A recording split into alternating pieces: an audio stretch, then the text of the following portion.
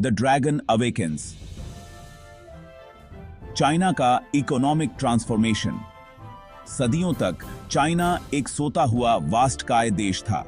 यह विशाल इतिहास और संस्कृति की भूमि थी, लेकिन आर्थिक रूप से स्थिर थी। फिर 20वीं सदी के अंत में कुछ उल्लेखनीय हुआ।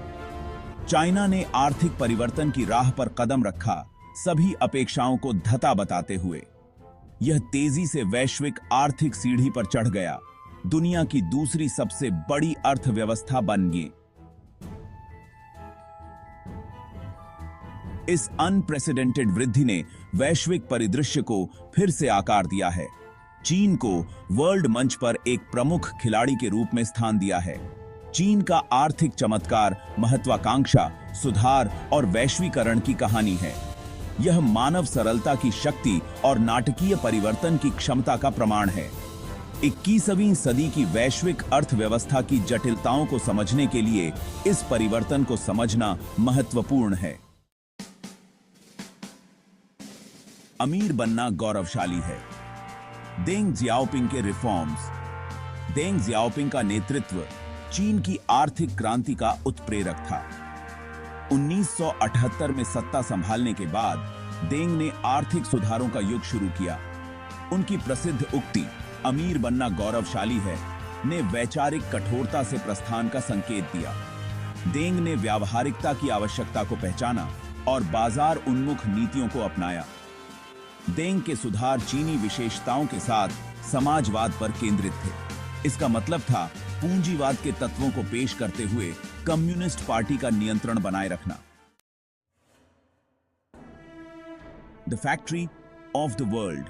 मैन्युफैक्चरिंग और एक्सपोर्ट्स सेंटर स्टेज लेते हैं। चीन के आर्थिक उछाल के सबसे महत्वपूर्ण चालकों में से एक दुनिया के कारखाने के रूप में इसका उदय था। कम श्रम लागत और सरकारी समर्थन ने चीन को विदेशी निर्माताओं के लिए आकर्षक गंतव्य बना दिया। देश भर में कारखाने उगाए। खिलौनों और वस्त्रों से लेकर इलेक्ट्रॉनिक्स तक सब कुछ तैयार किया जाने लगा। चीन के विनिर्माण कौशल ने इसके निर्यात इंजन को बढ़ावा दिया। Opening the doors. China join करता है WTO। दुनिया के साथ चीन के आर्थिक उन्नयनीकरण में एक महत्वपूर्ण क्षण 2001 में वर्ल्ड व्यापार संगठन या WTO में शामिल होने के साथ आया। इस कदम ने खुले मार्केटों और वैश्विक व्यापार नियमों के लिए चीन की प्रतिबद्धता का संकेत दिया। इसने अंतर्राष्ट्रीय मार्केटों में चीनी वस्तुओं के लिए अधिक से अधिक पहुंच प्रदान की। WTO में शामिल होने का चीन की अर्थव्यवस्था पर गहरा इम्पैक्ट पड़ा।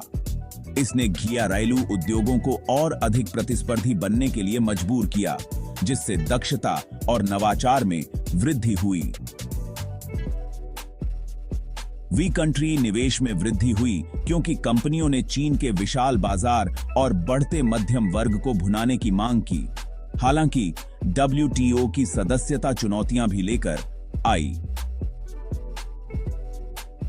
चीन को बौद्धिक संपदा अधिकारों, व्यापार असंतुलन और अपने उद्योगों को राज्य सब्सिडी पर आलोचना का सामना करना पड़ा। Building the future. टेक्नोलॉजी और इंफ्रास्ट्रक्चर एडवांसमेंट्स। चीन के आर्थिक उत्थान के साथ साथ प्रौद्योगिकी और बुनियादी ढांचे में भारी निवेश किया गया है। सरकार ने भविष्य के विकास को चलाने और वैश्विक प्रतिस्पर्धात्मकता को बढ़ाने में इन क्षेत्रों के इंपॉर्टेंस को रिकॉग्नाइज्ड। हाई स्पीड रेल लाइनें देश को पार करती हैं, प्रमुख शहरों को जोड़ती हैं और व्यापार को सुविधाजनक बनाती हैं। अत्याधुनिक हवाई अड्डे और बंदरगाह वस्तुओं और लोगों के बढ़ते प्रवाह को संभालते हैं। चीन अक्षय ऊर्जा में भी एक वैश्विक नेता के रूप में युए क्रॉसा है। सौर और पवन ऊर्जा में भारी निवेश कर रहा है। स्टेबलता पर यह ध्यान आर्थिक विकास को आगे बढ़ाते हुए पर्यावरणीय चिंताओं को दूर करने की चीन की प्रतिबद्धता को दर्शाता है। इसके अलावा चीन ने आर्टिफिशियल इंटेलिजेंस, ई-कॉमर्स और बायोटेक्नोलॉजी जैसे क्षेत्रों में महत्वपूर्ण प्रगति की है, जो खुद को तकनीकी नवाचार में सबसे आगे रखता है।